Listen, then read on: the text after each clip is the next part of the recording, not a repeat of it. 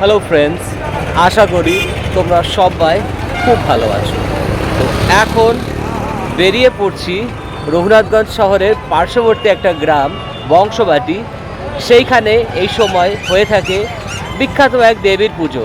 ওইখানে গিয়ে দর্শন করব রাজরাজেশ্বরী দুর্গা মাতাকে, আর ওইখানকার মন্দিরটা কীরকম, চারপাশটা কীরকম, সবটা তোমাদের সাথে শেয়ার করব।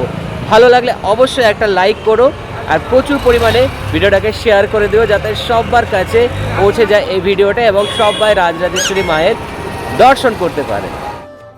রঘুনাথগঞ্জ শহর থেকে বংশবাটি গ্রাম যেতে গেলে প্রচুর টোটো, অটো এগুলো পাওয়া যায়। রিজার্ভ করেও চাইলে তোমরা যেতে পারো, ছোট গাড়িও যাওয়া যাবে, কিন্তু এখানে কোনো বাসের রুট নেই। তো এখন চলেছি গ্রামের পথ ধরে।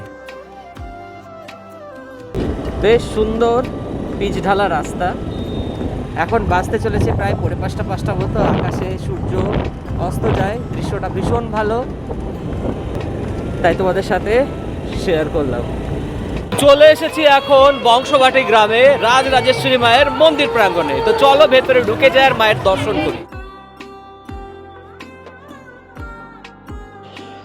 অসাধারণ এই মন্দির, এবং মন্দির প্রাঙ্গণের সামনেই যে রাস্তাটা আছে সেই রাস্তার থেকে দাঁড়িয়েও মায়ের অপরূপ দর্শন করে নেওয়াই যায়। এই যে বেদি তোমরা দেখতে পাচ্ছ, অনেক আগে এই বেদিতেই হতো মা রাজরাজেশ্বরীর পুজো।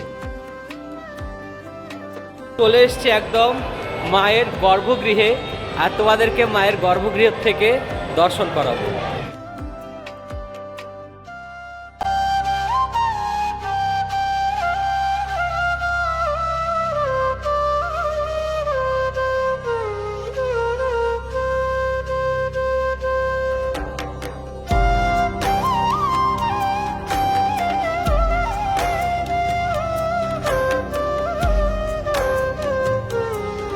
জয় মা রাজরাজেশ্বর। চলো তোমাদের এবার মন্দির প্রাঙ্গণটা খুব সুন্দরভাবে ঘুরে দেখায়।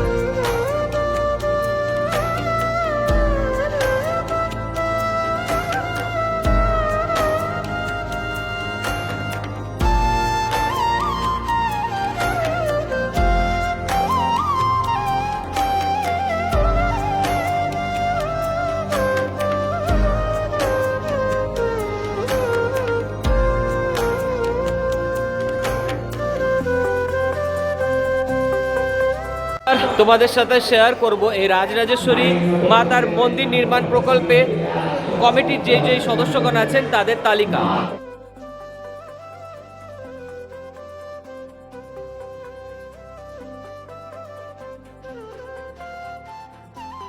তোমাদেরকে মা রাজরাজেশ্বরীর দর্শন করালাম। কেমন লাগলো আজকের এই ব্লগটা অবশ্যই কমেন্ট বক্সে লিখে জানিও, আর কমেন্ট বক্সে পসিবল হলে অবশ্যই লেখো জয় মা রাজরাজেশ্বরী।